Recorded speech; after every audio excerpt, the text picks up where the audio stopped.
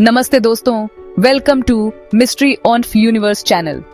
आज हम global warming के बारे में बात करेंगे, एक ऐसा डेंजर जो हमारे प्लेनेट के बैलेंस को बिगाड़ रहा है। लेकिन घबराने की कोई बात नहीं, क्योंकि इंसानों ने इस चैलेंज से लड़ने के लिए कमाल के स्टेप्स लिए हैं। 2021 से 2025 के बीच साइंटिस्ट्स और इंजीनियर्स ने ग्लोबल वार्मिंग को रोकने और कम करने के लिए कई नई टेक्नोलॉजीज डेवलप की हैं। चलिए जानते हैं इन अमेजिंग टेक्नोलॉजीज के बारे में जो हमारे प्लेनेट को बचा सकती हैं। कार्बन कैप्चर एंड स्टोरेज या CCS एक ऐसी टेक्नोलॉजी है जो हवा से कार्बन डाइऑक्साइड को पकड़कर उसे जमीन के नीचे स्टोर करती है। यह प्रक्रिया न केवल वायुमंडल से हानिकारक गैसों को हटाने में मदद करती है, बल्कि ग्लोबल वार्मिंग को भी कम करने में सहायक है। ये प्रोसेस ग्रीन हाउस गैसेस के उत्सर्जन को कम करने में बहुत इम्पोर्टेंट है। फैक्ट्रियों और अन्य औद्योगिक स्रोतों से निकलने वाले धुएं को नियंत्रित करने के लिए यह तकनीक अत्यंत महत्वपूर्ण है। CCS टेक्नोलॉजी 2 स्टेप्स में काम करती है। पहला, कार्बन डाइऑक्साइड को शुरू में ही पकड़ना, और दूसरा, उसे सेफली जमीन के नीचे स्टोर करना। ये सुनिश्चित करता है कि कार्बन डाइऑक्साइड वायुमंडल में वापस न जाए। जैसे नॉर्वे में एक प्रोजेक्ट समुद्र के नीचे कार्बन डाइऑक्साइड को डाल रहा है, जहां वह लाखों सालों तक चट्टानों में बंद रहेगा।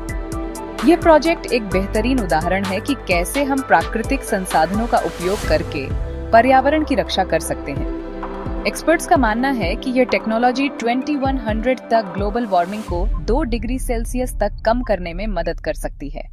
यह एक महत्वपूर्ण कदम है, क्योंकि तापमान में वृद्धि से कई पर्यावरणीय समस्याएं उत्पन्न हो सकती हैं। लेकिन CCS टेक्नोलॉजी अभी नई है और इसे बड़े लेवल पर इस्तेमाल करने के लिए कुछ प्रॉब्लम्स हैं। इसके लिए और अधिक रिसर्च और डेवलपमेंट की आवश्यकता है, ताकि इसे और अधिक प्रभावी और किफायती बनाया जा सके। वैज्ञानिक और इंजीनियर इस दिशा में लगातार काम कर रहे हैं। सोलर और विंड एनर्जी जैसे रिन्यूएबल सोर्सेज का इस्तेमाल बढ़ाकर हम न केवल पर्यावरण की रक्षा कर सकते हैं, बल्कि फॉसिल फ्यूल्स पर निर्भरता कम कर सकते हैं, जो हमारे ग्रह के लिए हानिकारक हैं। रिन्यूएबल एनर्जी सोर्सेज जैसे सोलर, विंड और पानी, जियोथर्मल और बायोफ्यूल हमें नेचर की अनलिमिटेड एनर्जी का इस्तेमाल करने का मौका देते हैं। ये स्रोत न केवल असीमित हैं, बल्कि पर्यावरण के लिए भी सुरक्षित हैं। पिछले कुछ सालों में रिन्यूएबल एनर्जी टेक्नोलॉजी में बहुत तरक्की हुई है। सोलर पैनल अब पहले से ज्यादा एफिशिएंट और सस्ते हैं, और विंड टरबाइन बड़े साइज और कैपेसिटी के साथ बनाई जा रही हैं। इनकी स्थापना से ऊर्जा उत्पादन में वृद्धि हो रही है। कई देशों ने रिन्यूएबल एनर्जी को अपनाने में अच्छी प्रोग्रेस की है। जैसे डेनमार्क अपनी बिजली का लगभग आधा हिस्सा विंड एनर्जी से बनाता है। इसके अलावा अन्य देश भी तेजी से रिन्यूएबल एनर्जी की ओर बढ़ रहे हैं, जिससे ग्लोबल वार्मिंग को कम करने में मदद मिल रही है। रिन्यूएबल एनर्जी में हमारे प्लेनेट के फ्यूचर को बदलने की ताकत है। क्लीन एनर्जी की तरफ बढ़ते हुए हम न सिर्फ क्लाइमेट चेंज को रोक सकते हैं, बल्कि एक बेहतर और सबके लिए अच्छा एनर्जी फ्यूचर भी बना सकते हैं। ये एक ऐसा भविष्य होगा जहां ऊर्जा की कमी नहीं होगी और पर्यावरण भी सुरक्षित रहेगा।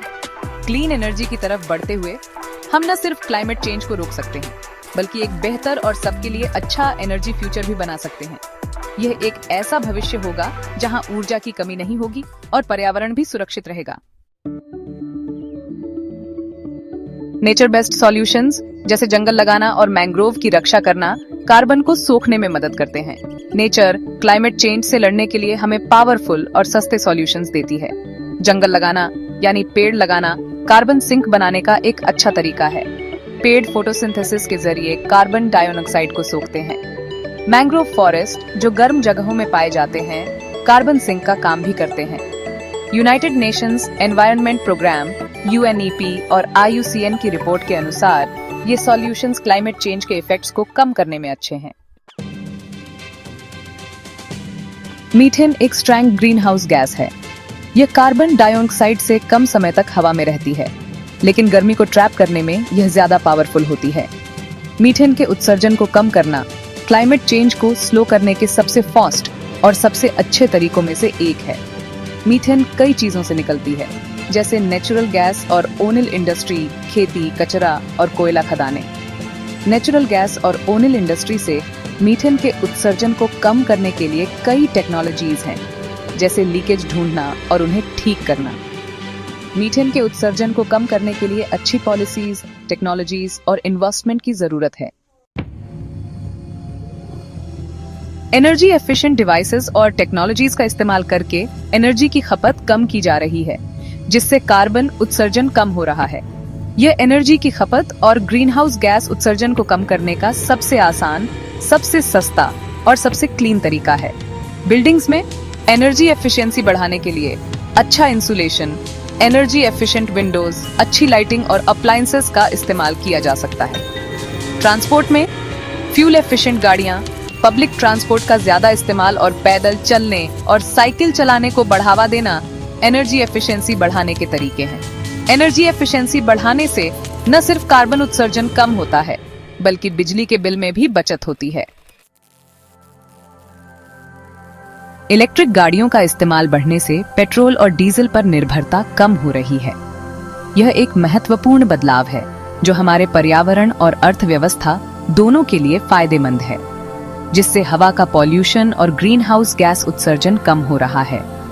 स्वच्छ हवा और स्वस्थ जीवन के लिए यह एक बड़ा कदम है।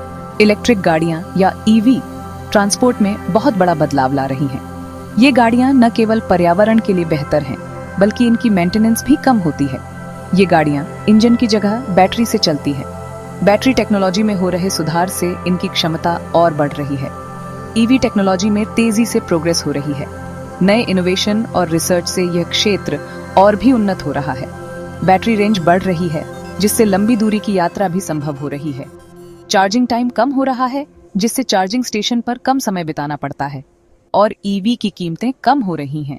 इससे अधिक लोग इन्हें खरीदने के लिए प्रेरित हो रहे हैं। कई देशों ने ईवी को अपनाने के लिए बड़े टारगेट्स बनाए हैं। सरकारें भी इस दिशा में कई योजनाएं और सब्सिडी दे रही हैं। ईवी को अपनाने से न सिर्फ हवा का पॉल्यूशन और ग्रीन हाउस गैस उत्सर्जन कम होगा, बल्कि यह हमारे स्वास्थ्य के लिए भी लाभकारी होगा। बल्कि यह तेल पर निर्भरता को भी कम करेगा। इससे हमारी ऊर्जा सुरक्षा भी बढ़ेगी और आयात पर निर्भरता घटेगी। सर्कुलर इकोनॉमी के जरिए चीजों को रिसाइकल और रीयूज करके रिसोर्सेज की बचत और उत्सर्जन में कमी हो रही है। सर्कुलर इकोनॉमी हमारे अभी के लेना बनाना फेंकना मॉडल का दूसरा ऑप्शन देती है। सर्कुलर इकोनॉमी के प्रिंसिपल्स को इकोनॉमी के हर जगह इस्तेमाल किया जा सकता है, जैसे प्रोडक्ट डिजाइन, प्रोडक्शन, कंजम्पशन और वेस्ट मैनेजमेंट। प्रोडक्शन में इसका मतलब है अच्छी मैन्युफैक्चरिंग प्रोसेस का इस्तेमाल करना, वेस्ट कम करना और रिन्यूएबल एनर्जी सोर्सेज का इस्तेमाल करना। वेस्ट मैनेजमेंट में इसका मतलब है रिसाइकलिंग और खाद बनाने को बढ़ावा देना। क्लाइमेट अडेप्टेशन, बदलते प्लेनेट के साथ रहना। बाढ़, सूखा और क्लाइमेट चेंज के दूसरे इफेक्ट से निपटने के लिए नई टेक्नोलॉजीज डेवलप की जा रही है। क्लाइमेट अडेप्टेशन का मतलब है क्लाइमेट चेंज के इफेक्ट्स के हिसाब से खुद को ढालना और फ्यूचर के रिस्क कम करने के लिए स्टेप्स लेना। क्लाइमेट चेंज की वजह से बाढ़ का खतरा बढ़ रहा है। बाढ़ के रिस्क को कम करने के लिए बाढ़ से बचाव वाला इंफ्रास्ट्रक्चर बनाया जा सकता है। सूखा क्लाइमेट चेंज का एक और बड़ा इफेक्ट है। सूखे से बचने के लिए पानी बचाने के तरीके अपनाए जा सकते हैं।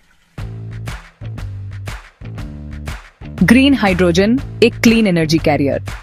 ग्रीन हाइड्रोजन एक क्लीन एनर्जी सोर्स है जो इंडस्ट्रीज और ट्रांसपोर्ट के लिए कार्बन फ्री फ्यूल देता है।